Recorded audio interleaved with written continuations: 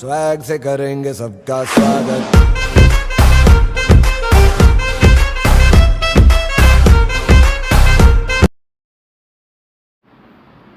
Hello friends, स्वागत है आपका आपके नए चैनल कैपिटल कंप्यूटर क्लासेस में।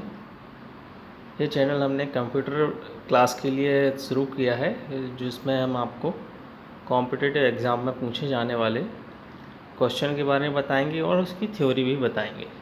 चलिए आज हम बात करेंगे कंप्यूटर क्लास में जनरेशन ऑफ कंप्यूटर की, क्योंकि बहुत सारे क्वेश्चन जनरेशन ऑफ कंप्यूटर से पूछे जाते हैं, जो कि हम देखेंगे इसमें कौन कौन से क्वेश्चन पूछे जा सकते हैं। चलिए देखते हैं। तो फर्स्ट जनरेशन के बारे में हम बात करेंगे। फर्स्ट जनरेशन जो यहाँ पे आपको शो हो रही है उसकी डिटेल दी हुई है। तो फर्स्ट जनरेशन का जो डेवलपमेंट हुआ वो 1940 से 1956 के बीच हुआ। जैसा कि आप यहाँ पे देख पा रहे हैं कि फर्स्ट जनरेशन 1940 से 1956 के बीच स्टार्ट हुआ।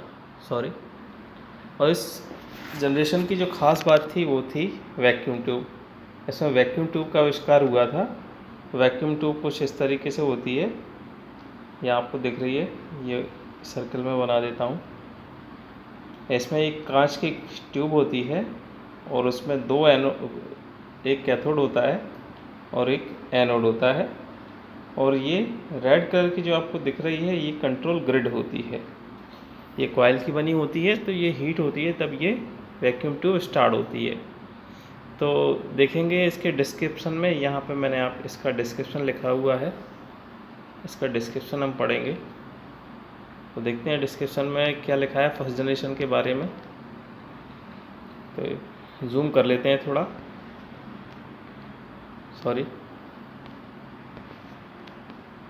देखते हैं। इसकी अचीवमेंट थी वैक्यूम ट्यूब। तो देखते हैं इसके डिस्क्रिप्शन में क्या लिखा है। इसमें बताया है कि इस पीढ़ी में वैक्यूम ट्यूब का आविष्कार हुआ था और वैक्यूम ट्यूब के कारण ही कंप्यूटर चलते थे। चूँकि वैक्यूम ट्यूब काफ़ी हीट होती थी, जिसके लिए एयर कंडीशनिंग की आवश्यकता होती थी कंप्यूटर में। दूसरा मैं आपको बताऊं कि ये बहुत ही धीमे होते थे और काफ़ी महंगे भी होते थे। तो इसके दो रीज़न थे, एक तो ये भारी होता था, गर्म होता था और महंगा होता था। इसमें देख लेते हैं, नीचे आएंगे हम। इस पीढ़ी में डाटा स्टोरेज के लिए हमने पंच कार्ड और पेपर टेप का यूज़ हुआ था। मैंने यहाँ पे अंडरलाइन किया है और बोल्ड करके भी रखा है कि डाटा स्टोरेज के लिए पंच कार्ड और पेपर टेप का यूज़ किया जाता था। और इसकी जो कैलकुलेशन टाइम होता था वो 1 मीटर पर सेकंड में 1 माइक्रोसेकंड में ये कैलकुलेशन करता था। इस पीढ़ी के कुछ कंप्यूटर्स मैंने यहाँ पे दिए हुए हैं, जिनको हम देखेंगे। एक तो है आपका ये, और बड़ा कर दे थोड़ा सा, हाँ, ये है एनियाक, दूसरा है एडसेक, तीसरा है यूनिवेक, चौथा IBM 701, IBM 5650, मार्क 2 और मार्क 3। तो इतने कंप्यूटर का विकास इस जनरेशन में हुआ। और इस जनरेशन की एक ख़ास बात थी कि डॉक्टर ग्रॉसहॉपर द्वारा असेंबली लैंग्वेज का निर्माण किया गया। यहाँ पे मैंने असेंबली लैंग्वेज और डॉक्टर ग्रॉसहॉपर को अंडरलाइन किया हुआ है। तो आपसे क्वेश्चन पूछा जाएगा कि फर्स्ट जनरेशन में कौन सी लैंग्वेज का आविष्कार हुआ, तो आपका आंसर होगा डॉक्टर ग्रॉसहॉपर द्वारा असेंबली लैंग्वेज का निर्माण किया गया। तो इतनी ये ख़ास चीज़ें थी फर्स्ट जनरेशन में, मैंने आपको बताई। तो आपको कौन कौन से क्वेश्चन पूछे जा सकते हैं मैं आपको बता देता हूँ। कि फर्स्ट तो आपसे पूछा जाएगा कि फर्स्ट जनरेशन में किस चीज़ का आविष्कार हुआ। दूसरा आपसे पूछा जाएगा कि इसमें स्टोरेज के लिए कौन कौन सी चीज़ का यूज़ होता था। तो तीसरा क्वेश्चन आपसे पूछा जाएगा कि असेंबली लैंग्वेज का आविष्कार किस जनरेशन में हुआ। तो ये आपको पूछा जा सकता है जनरेशन वाले चैप्टर से। अब नेक्स्ट देखेंगे सेकंड जनरेशन में क्या अचीवमेंट हुआ। सेकंड जनरेशन को हम देख लेते हैं। सेकंड जनरेशन का टाइम ड्यूरेशन है 1956 से 1963। ठीक है, तो इस अवधि में सेकंड जनरेशन में कंप्यूटर का विकास और बढ़ा। और हम देख लेते हैं कि इसमें क्या अचीवमेंट हुई। थोड़ा सा जूम करेंगे, यहाँ पे दिखाया है कि इसकी अचीवमेंट जो थी वो ट्रांजिस्टर थी। ट्रांजिस्टर कुछ के कारण पहले में थी वैक्यूम ट्यूब, दूसरे में थी ट्रांजिस्टर। ट्रांजिस्टर किस तरीके के होते हैं वो हम देख लेंगे। यहाँ पे ट्रांजिस्टर दिखाए हुए हैं, इसमें ट्राइपॉड होते हैं और नीचे इसका और डिस्क्रिप्शन दिया हुआ है। ट्रांजिस्टर में आप देखेंगे कि इसमें ये ट्राइपॉड होते थे, ये 1 2 3 ये ट्राइपॉड होते थे। फर्स्ट वाला जो कहलाता था ये एमीटर कहलाता है, सेकंड वाला कलेक्टर और थर्ड वाला बेस। तो यहाँ पे आपको ट्रांजिस्टर में 3 पेयर इसके दिखाई दे रहे हैं, जिसमें फर्स्ट एमीटर, सेकंड कलेक्टर और तीसरा बेस होता था। एमीटर से क्या होता है कि इलेक्ट्रॉन एमिट होते हैं, इलेक्ट्रॉनों का उत्सर्जन होता है, और कलेक्टर पर जाकर ये इलेक्ट्रॉन कलेक्ट हो जाते हैं और बाइस के द्वारा धारा का प्रभाव होता है। तो ये ट्रांजिस्टर का काम होता है। हालांकि ये फिजिक्स का चैप्टर है, तो मैंने बताया कि सेकंड जनरेशन में ट्रांजिस्टर कैसे वर्क करता था। अब हम देखेंगे इसका डिस्क्रिप्शन में जाएंगे, डिस्क्रिप्शन में जाके हम देखेंगे कि इसमें क्या क्या और अचीवमेंट हुए। मैंने आपको ऊपर बताया कि इस पीढ़ी में 1956 से 1963 तक इसका विकास हुआ, और इसमें जो है वैक्यूम ट्यूब के स्थान पर क्या यूज़ होने लगा, ट्रांजिस्टर का उपयोग होने लगा। यहाँ पर मैंने ट्रांजिस्टर को बोल्ड करके रखा है। तो अब आगे बढ़ेंगे हम कि इसमें कौन कौन सी लैंग्वेज का आविष्कार हुआ। तो प्रोग्राम लिखने के लिए हमने असेंबली लैंग्वेज के रूप में हाई लेवल लैंग्वेज थी, और 2 और एक्स्ट्रा लैंग्वेज थी इसमें, जिसमें थी कोबोल और फोटोन। कोबोल का फुल फॉर्म होता है कॉमन बिजनेस ओरिएंटेड लैंग्वेज, और फोटोन का होता है फॉर्मूला ट्रांसलेशन।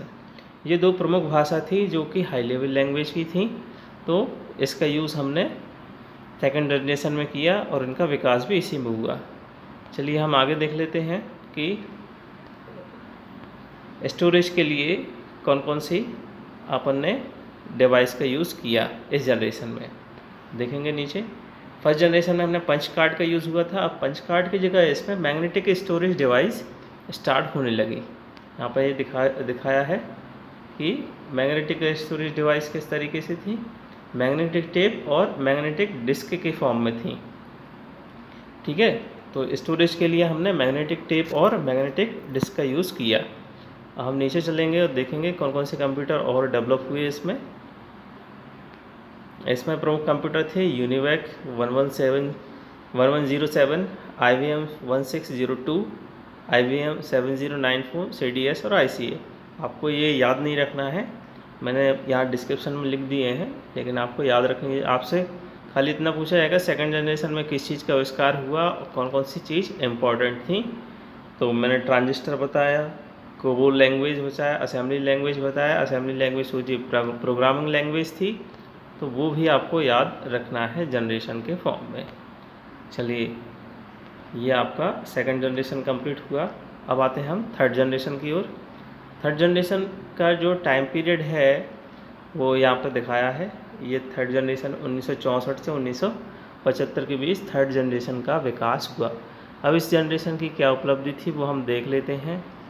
चूँकि सेकंड जनरेशन में ट्रांजिस्टर का विकास हुआ था, तो इस जनरेशन में जो है आईसी चिप का निर्माण हुआ। आईसी चिप जो है यहाँ पे आपको शो हो रही है, देखते हैं आईसी चिप कुछ इस फॉर्म में होती है। आईसी चिप का फुल फॉर्म है इंटीग्रेटेड सर्किट, और इसका आविष्कार थर्ड जनरेशन में हुआ।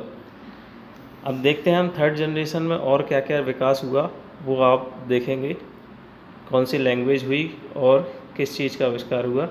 उसको थोड़ा जूम कर लेंगे। यहाँ पर लिखा हुआ है कि इस पीढ़ी के विकास का समय 1964 से 1975 के बीच माना जाता है, और इस पीढ़ी के कंप्यूटरों में खास बात थी कि ट्रांजिस्टर के स्थान पर हमने क्या इंटीग्रेटेड सर्किट का उपयोग प्रारंभ कर दिया। तो सबसे इम्पोर्टेंट चीज़ क्या है कि इसमें आईसी चिप का निर्माण थर्ड जनरेशन में हुआ। अब आईसी चिप यहाँ 2 तरीके की होती हैं, एक तो एसएसआई होती है, एक होती है एमएसआई। ये यहाँ से आपको फुल फॉर्म पूछे जाएंगे कि एसएसआई का फुल फॉर्म क्या होता है। तो एसएसआई का फुल फॉर्म होता है स्मॉल स्केल इंटीग्रेशन, और एमएसआई का होता है मीडियम स्केल इंटीग्रेशन। ठीक है, तो ये इनका काम क्या होता है, सैकड़ों आई चिपों में क्या होता है, ट्रांजिस्टर होता है, रजिस्टर होता है और कैपेसिटर होता है। ये 3 चीज़ जो है आईसी चिप में होती हैं। अगर आपसे पूछा जाए कि आईसी चिप किन से मिलकर बनता है तो वो ट्रांजिस्टर, रजिस्टर और कैपेसिटर आपका आंसर होगा। चलिए और हम नीचे चलेंगे, थोड़ा सा देखेंगे कि इसमें और किस चीज़ का डेवलपमेंट हुआ। इस पीढ़ी में एक और ख़ास बात थी कि इसमें इनपुट और आउटपुट के रूप में कीबोर्ड और मॉनिटर का प्रयोग भी किया जाने लगा। तो देखेंगे कीबोर्ड और मॉनिटर का आविष्कार अगर आपसे पूछा जाए तो वो हुआ आपका 3rd जनरेशन में। चलिए इसमें आगे नीचे बढ़ेंगे तो इस पीढ़ी में PL1 पास्कल बेसिक का आविष्कार भी हुआ। ये एक्चुअली लैंग्वेज हैं, पास्कल और बेसिक, PL1 भी। तो इस पीढ़ी में 3 लैंग्वेज का विकास हुआ, जिसमें से बेसिक सबसे इम्पोर्टेंट है। बेसिक का फुल फॉर्म कई बार पूछा जा चुका है। बेसिक का फुल फॉर्म होता है beginner all purpose symbolic code, है ना। और इसमें आप टाइम शेयरिंग ऑपरेटिंग सिस्टम का आविष्कार भी हुआ। और लास्ट जो है इसमें फर्स्ट व्यावसायिक मिनी कंप्यूटर का विकास भी इस पीढ़ी में हुआ। और वो जो है आपका यहाँ पे दिया हुआ है PDP-8 फर्स्ट व्यावसायिक कंप्यूटर है। तो दोस्तों मैंने आपको फर्स्ट वीडियो में फर्स्ट जनरेशन से लेके 3rd जनरेशन तक बताया कि इसका विकास कैसे हुआ कंप्यूटर का, और इसमें क्या क्या अचीवमेंट कंप्यूटर के क्षेत्र में प्राप्त हुई। तो इसके आगे की वीडियो में नेक्स्ट पोस्ट करूँगा। और आपको इतना समझ में आया हो तो लाइक और शेयर कीजिए और सब्सक्राइब कीजिए। Thanks for watching.